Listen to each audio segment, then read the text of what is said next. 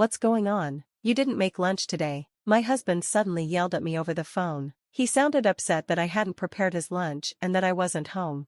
I reminded him I had told him to manage by himself while I was out, but he retorted, "Aren't you a housewife? That's your job, right?" He even mentioned how I had been a housewife instead of pursuing my studies.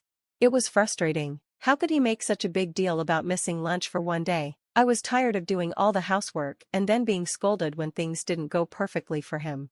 As he yelled over the phone, my mother-in-law stood nearby, listening. She had a faint smile on her face. "My name is Emily. I live with my husband, Nicholas, and our two adorable twin boys, Seth and Ray, who are 2 years old. They are the light of my life and the biggest source of my happiness right now." Nicholas works as a businessman for a large company. His family owns a traditional Japanese confectionery store located in a small shopping arcade. After we got married, I quit my job and started helping out at the store. At first, I enjoyed it. It felt like a fresh, exciting experience. However, working at the store turned out to be busier than I expected. Besides serving customers and showcasing beautiful traditional sweets, wagashi, I also had to prepare sweets in the kitchen early in the morning, especially during busy seasons. Even after the twins were born, I kept working at the store. Sometimes, I'd work with one of the boys strapped to my back. Their cries would echo through the store, even when I was trying to keep them out of earshot. Balancing childcare and work was exhausting. Unlike me, Nicholas wasn't interested in the family business. "Do you have any plans to take over the store?" I asked him one day. "We've talked about this before," he said, annoyed. "I've told you, I'm not taking it over. Wagashia isn't popular anymore. The shopping arcade gets fewer visitors every year. If I take over now, I won't have a future." Nicholas had no intention of running the confectionery shop. He was too focused on his career in a larger corporation, leaving the family business and its struggles entirely up to us. My thoughts on the family store. I love my in-laws' confectionery shop and don't want to see it disappear. "Are you going to pachinko again today, Nicholas?" I asked. "Of course I am," he replied. "What I do on my day off is my business." On holidays, my husband spends his time playing pachinko. He even lines up early to get in when it opens. While he enjoys his day off, he completely ignores housework. I'm the one handling everything: cooking, cleaning, laundry, and all the other housework. On top of that, I take care of our twin boys and help run the family confectionery shop. Nicholas, on the other hand, takes life at his own pace, leaving me overwhelmed with the growing workload. My in-laws are getting older, which means there's even more to do at the store. Despite this, my mother-in-law has always been incredibly kind and understanding. "Emily, we're so grateful for all the help you give us at the shop," she would say, her voice warm with gratitude. She's a lovely woman and treats me with genuine kindness. Her gentle smile always lifts my spirits. But it's clear that she wishes Nicholas would step up and take an interest in the family business. Whenever we talk about him, she looks sad. "I really need Nicholas's assistance," she once said. Unfortunately, he shows no signs of wanting to take over the confectionery shop, which deeply disappoints her. Support from my mother-in-law. Even though my husband refuses to help or take responsibility, my mother-in-law is incredibly supportive. "Well, we're lucky to have such a wonderful wife like Emily," she said. "We shouldn't be greedy." She always praises me and appreciates how I manage the store while raising my children. When I'm working, she and my father-in-law babysit the kids, which is a huge help. Over time, my bond with my mother-in-law has grown stronger. She's become someone I can talk to about anything, even my frustrations with my husband. Ironically, the more distant I feel from him, the closer I feel to her. Having my in-laws around is a great comfort during these busy times. Raising my two boys is so busy that the days blur together. There's hardly any time to think about much else.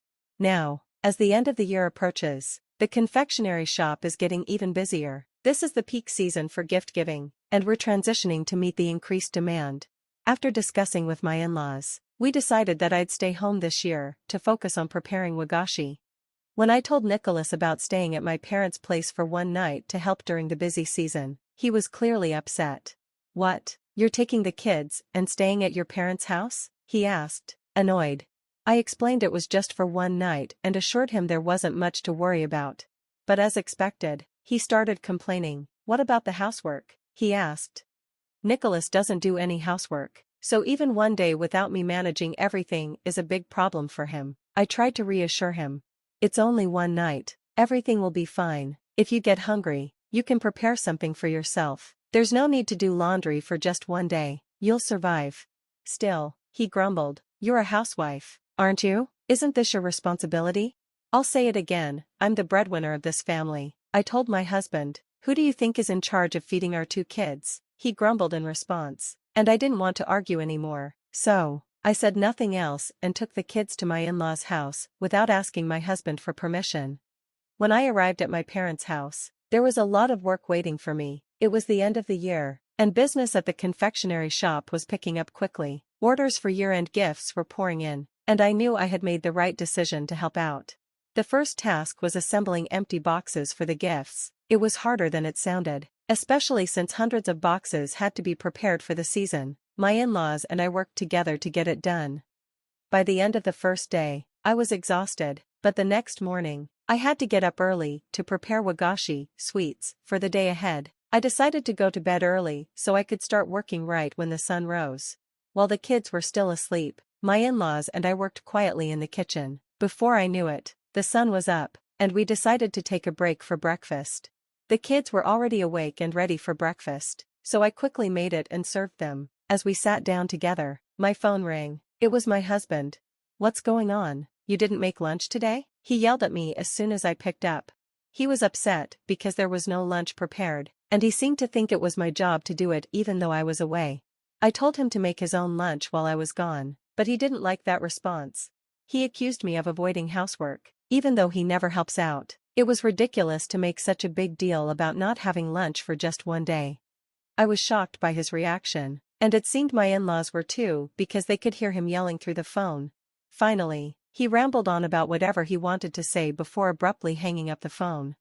Even though breakfast was just served, the living room at my in-laws' house was unusually quiet for a while. My husband had lost his temper in an unreasonable way, which wasn't surprising. The kids seemed to sense the tension and didn't want to eat. Trying to lighten the mood, my mother-in-law cheerfully said, "Itadakamasu," a phrase said before meals in Japan, and encouraged my sons to eat. Then, she turned to me and said, "Why don't you divorce my son, Emily?" I froze as I reached for my tea. I never expected my mother-in-law to say something like that. My father-in-law quietly ate his breakfast, his face unreadable. I know this might sound harsh, but now that you've heard this, maybe it'll help you see things clearly, my mother-in-law continued with a smile. It seemed like when someone is truly disgusted, they can only laugh. I feel terrible for you as a mother, she said. You don't need to be merciful with my son anymore. Let your emotions guide you. It was clear my mother-in-law understood how I felt about my husband. She was on my side, and that was a relief. My father-in-law didn't speak, but he nodded in agreement with my mother-in-law's words. Their support was comforting. Returning home and preparing for a talk, later that evening, I went back home, mentally prepared for what I needed to do. When my husband returned home, he had a tense look on his face, still upset that I hadn't made his lunch. I asked him to sit down because I needed to talk to him. "What do you want to talk about?" he asked, raising an eyebrow. Ignoring his mood, I insisted, "Sit down, I need to speak with you." When my husband sat down, I handed him the divorce papers. "I'm going to divorce you," I said, the words coming out before I could stop them. His grumpy expression quickly turned to one of shock. "Why are you suddenly talking about divorce? Are you kidding? The kids are still so young," he said, panicking. He didn't understand why I wanted a divorce and tried to avoid the conversation by claiming it wasn't valid, but I wasn't going to let him avoid this. I pulled out some photos from an envelope on the table. One photo showed my husband walking hand in hand with a woman. "Didn't you say you go to pachinko on your days off? What is this? You seem to be having a good time," I said, showing him the photo. His face went pale when he saw it. I pressed him to explain. "No, this is," well, he started, trying to come up with an excuse. He claimed she was just an acquaintance, but when I mentioned that she worked at his company, he froze. She was a junior employee, and he'd been having an affair with her. For a while, I had suspected something was wrong, so I'd talked to my mother-in-law about it. She suggested I hire a detective. When I did, the results shocked me. The investigator showed me more photos of my husband entering a pachinko parlor with the woman and then going to her room. "I have more photos," I said. "You two are very close, so the investigator was able to take many pictures. Would you like to see more?" Finally, faced with the undeniable evidence, My husband admitted to everything.